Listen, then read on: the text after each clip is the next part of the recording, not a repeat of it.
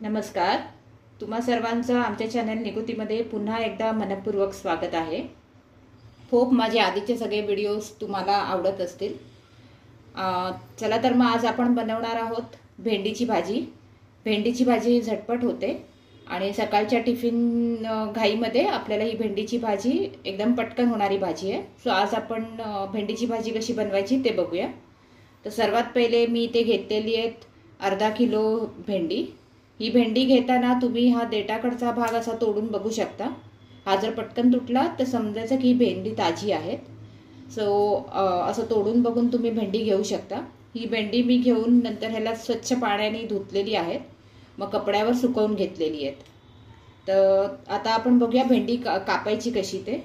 तर पहिले तर हे देठाकडचा भाग उडवायचा आणि मग त्याला थोडी अशी मोठी मोठी कापून घ्यायची. एकदम लहान नाही आणि एकदम मोठी नाही. एकदम बारीक कापल्याने काय होतं, भाजी थोडीशी बुळबुळीत होऊ शकते. त्यामुळे थोडीशी त्याला मोठी ठेवायची आहे आणि कापताना हे बघत राहायचं की एखादं काळं वगैरे असं तुम्हाला दिसत नाही ना. काळं दिसलं तर ती कीड असू शकते, त्यामुळे ते भेंड आपल्याला नाही घ्यायचे. जेवढं सफेद दिसत आहे तेवढी आपल्याला घ्यायची आहेत. तर असंच पूर्ण सफेद दिसलं पाहिजे. काळं असेल तर ते भेंड नका घेऊ. तर अशा पद्धतीने आपण आता ही सगळी भेंडी कापून घेऊया.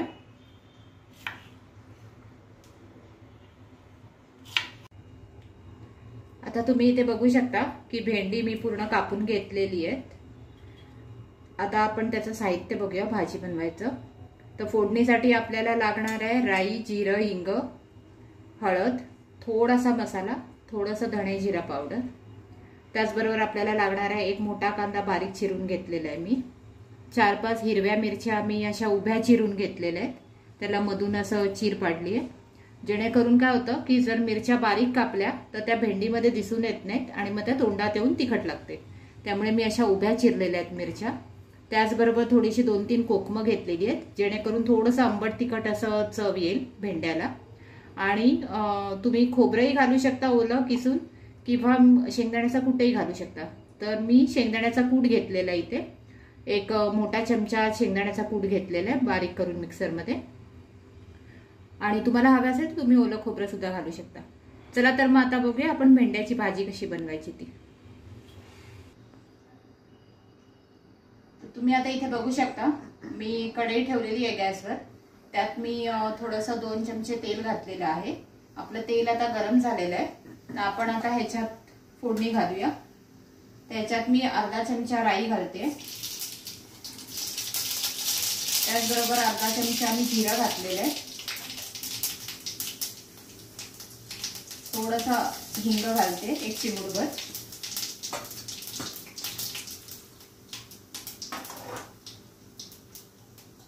त्यामध्ये आता आपण ही उभी चिरलेली मिरची घालूया.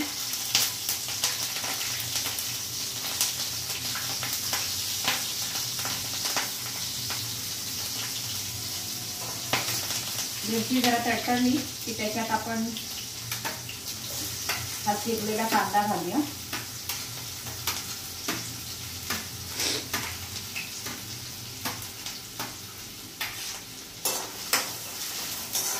कांदा चांगला लाल होईपर्यंत परतायचा.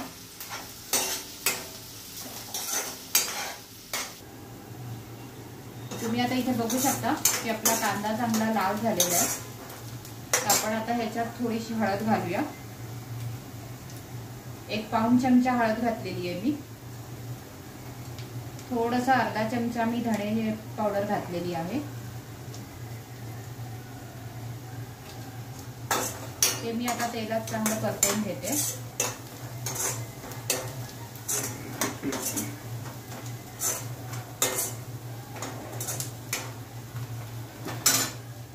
आता आपण ह्याच्यात भेंडी घालूया.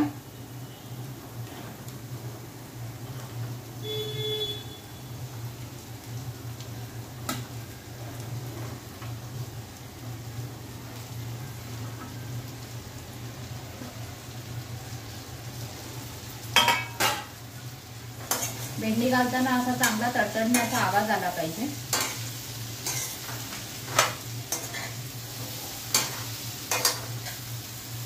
ही भेंडी आता आपल्याला चांगली तेलात परतवून घ्यायची आहे.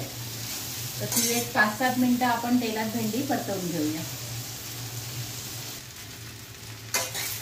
तर इथे आता तुम्ही बघू शकता की आपण भेंडी चांगली तेलात परतवून घेतलेली आहे. तर आता ह्याच्यात आपण थोडंसं 1 चमचाभर लाल तिखट घालूया. हा आमचा मालवणी लाल मसाला आहे, तो मी घालते. आपण ऑलरेडी मिरच्या घातलेल्या, त्यामुळे मी जास्त घालत नाहीये, मी फक्त 1 चमचाभर घालते.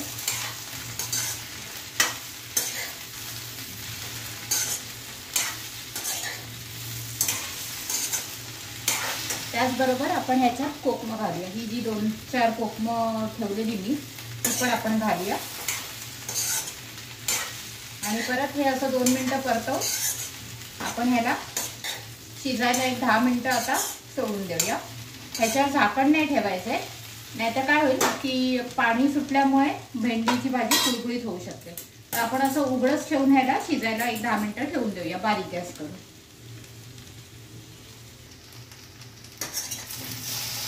आता 10 मिनिटं झालेली आहे.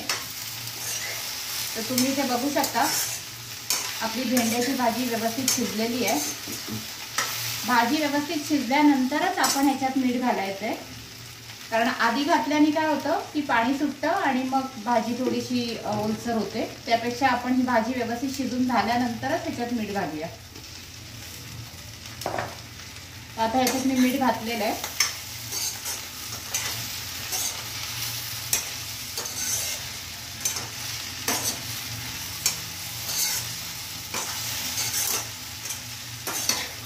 भाजी अशी व्यवस्थित परतवून घेतल्याने मीठ व्यवस्थित एकसारखं सगळी पूर्ण भाजीला लागेल. आता आपण ह्याच्यात वरून घालूया शेंगदाण्याचा कूट. जसं मी मगाशी म्हटल्याप्रमाणे तुम्ही ओलं खोबरं सुद्धा घालू शकता, पण मी इथे कूट वापरला आहे कारण माझ्याकडे तो रेडी होता, तर मग मी तोच वापरला आहे. कूट घातल्यावर भाजीला थोडी वेगळी चव येते आणि ओलं खोबरं घातल्यावर वेगळी चव येते.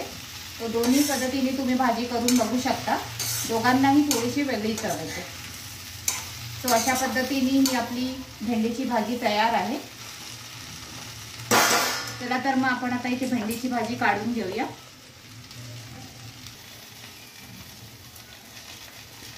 तर तुम्ही आता इथे बघू शकता ही आपली भेंडीची भाजी खाण्यासाठी तयार आहे. ही चपाती बरोबर, भाकरी बरोबर किंवा तुम्ही वरण भाताबरोबर सुद्धा खाऊ शकता आणि ही खूप टेस्टी लागते.